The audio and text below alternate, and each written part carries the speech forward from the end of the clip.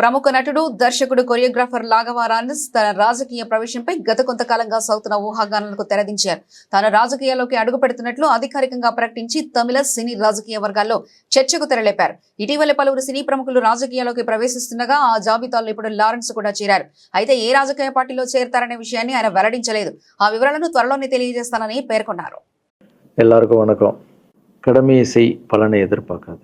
என்னடா நம்ம எதுக்கோ எதிர்பார்த்துட்டு இருந்தோம், இது என்ன ஒரு ஸ்லோகம் சொல்கிறான்னு பார்க்குறீங்களா? எந்த விஷயத்துக்காக நீங்கள் எதிர்பார்த்துட்டு இருக்கீங்களோ அதுக்கு முன்னாடி ஒரு ஸ்லோகம், ஒரு குட்டி கதை. ஏன்னா இந்த வீடியோ முடியும் போது அந்த ஸ்லோகத்துக்கும் அந்த குட்டி கதைக்கும் ஒரு லிங்க் இருக்குது, சரிங்களா? கடமை செய் பலனை எதிர்பார்க்காத, அதான் அந்த ஸ்லோகம். எனக்கு ரொம்ப பிடிச்சிது. என்னடா இது கடமையை செய்ய சொல்கிறாங்க, பலனை எதிர்பார்க்க வேணான்றாங்கல்லன்னு நிறைய பேருக்கு அந்த ஸ்லோகமெல்லாம் ஒரு டவுட் ஒன்று இருக்குது. வேலை பண்ணுறோம், வேலைக்கேற்ற கூலியை எதிர்பார்க்கக்கூடாதா? இவ்வளோ கஷ்டப்பட்டு உழைக்கிறோம், சம்பளத்தை எதிர்பார்க்கக்கூடாதா அப்படின்னு. அந்த ஸ்லோகத்தோடைய முழு மீனிங் என்னன்னா ஒரு கதையாக சொல்லிடுறேன். ஒரு பெரிய வீடு, ஒரு மிகப்பெரிய பணக்காரர். அவர் ரூமு மட்டும் க்ளீன் பண்ணுறதுக்கு ரெண்டு ஆட்கள் இருப்பாங்க. ரொம்ப பிடிச்சவங்களும் 2 பேர் அந்த ரூம் க்ளீன் பண்ணுறதுக்கு வச்சுருக்காரு. அவர் மிகப்பெரிய பணக்காரர். அவர் இப்போ 2 பேரும் வந்து ரூம் துடைக்கிறவங்க. ஓகே, அவர் காலையில் ரெடியாகி அந்த ரூம்லேருந்து வெளியே வரும்போது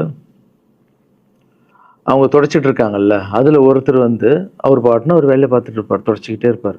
இன்னொருத்தர் இருக்கார்ல, அவர் போய், சார் உங்கள் ட்ரெஸ்ஸு சூப்பராக இருக்குது சார், சார் நீங்கள் போட்டுக்கிற கண்ணாடி நல்லா இருக்குது சார், சென்ட்டு சூப்பராக இருக்குது சார், நல்லா இருக்குது சார், சூப்பராக இருக்கீங்க சார், எனக்கு பேக் கொடுங்க சார் அப்படின்னு வாங்கிட்டு போவார்.